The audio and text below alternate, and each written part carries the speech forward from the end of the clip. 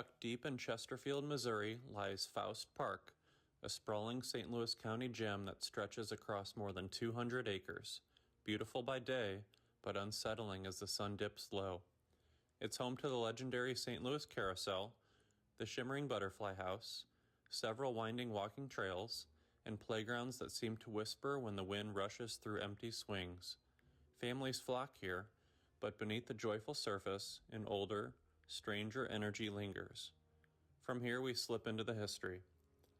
As the center of that energy stands the Thornhill estate, the preserved homestead of Frederick Bates, the second governor of Missouri. Built in 1819, Thornhill is one of the oldest surviving structures in St. Louis County.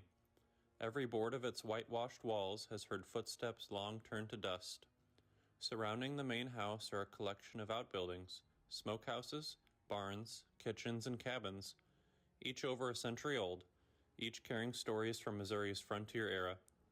Some say late-night visitors hear boots pacing across empty porches, or catch a lantern's glow drifting between the buildings long after closing hours. The park preserves these structures to teach history, but they also preserve something else, the sense that time never fully let go.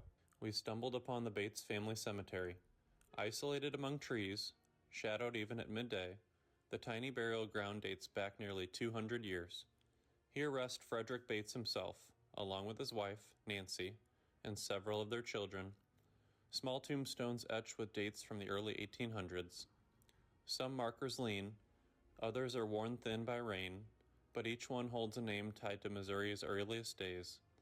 People claim that as dust settles in, cold pockets of air drift across the grave sites, and soft whispers can be heard weaving through the branches. Standing there, surrounded by stones older than most towns in the region, it's hard not to feel like someone, or something, is still watching over the place. As we continued exploring, the rest of the historic village emerged like a forgotten town frozen in time. The Bates Conway House, with its narrow windows and creaking floors, is said to echo with footsteps even when locked. The blacksmith shop, the general store, the cabin row, all rebuilt from original Missouri structures dating back to the mid-1800s, carry stories of settlers, merchants, farmers, and families long gone. Many visitors say they've seen shadows move behind shuttered windows or heard distant laughter drifting from the empty porches. Even the walking trails feel different here. Faust Park may be a place of beauty, history, and family fun, but when you listen closely, it's also a place where the past reaches forward.